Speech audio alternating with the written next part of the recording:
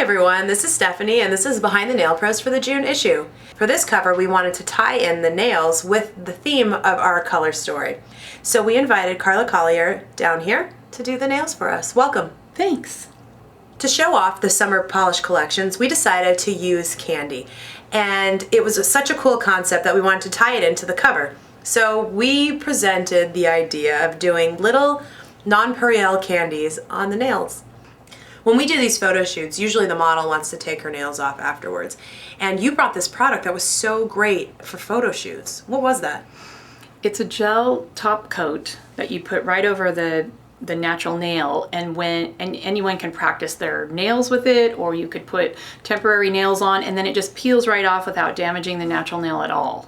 So you put a thin coat on and you let it dry? You let it dry completely and then you can apply anything you want onto it, and when you're all done with whatever you're doing, you can just peel it right off. So that's a great, like you mentioned, for anyone who wants to practice, Yes. who doesn't want to keep on a set of nails for whatever reason. This is a great way to apply them and then take them off quickly and easy without damaging the natural nail. Because you really just peel them off. You don't have to soak them off. And the, for any special occasion where you don't want to have, long nails the next day or even that night, it's a wonderful thing. Yeah, especially if you did want to try and recreate something like this, it would be something that's quick and easy and then you can just peel off at the end of the night. Yes, the trouble is the only place I've been able to find it is Japan. Right. So, details. We wanted these little candies coating a natural looking nail, but our model's nails were a little bit short. So how did you begin creating the illusion of longer natural nails for our model? Using candy was going to be a challenge from the beginning, and so the best way I could think of to do that would be to use tips and attach the candy to the tips somehow. And so I used a tip with a full well and placed it all the way back to the cuticle and just shaped the cuticle area a little bit to fit the model's nail bed. So manufacturers, come out with this. Yeah. We weren't sure how it was going to work, how these were going to stick. With glue, with gel, you try to think a couple of different things. Well, the color was gonna melt off. Right. So we had to be really careful not to put anything on top of the candy, but still wanted it to cover the nail completely.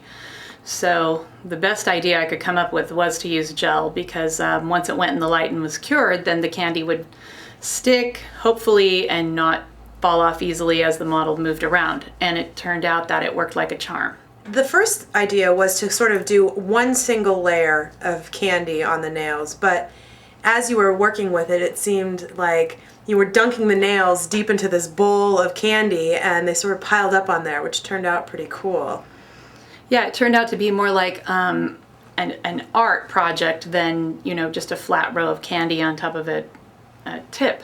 So it really gave a great effect and just looked more artistic. If someone wanted to do something like this for, say, a special occasion, a birthday or something, is this something that, a person could wear?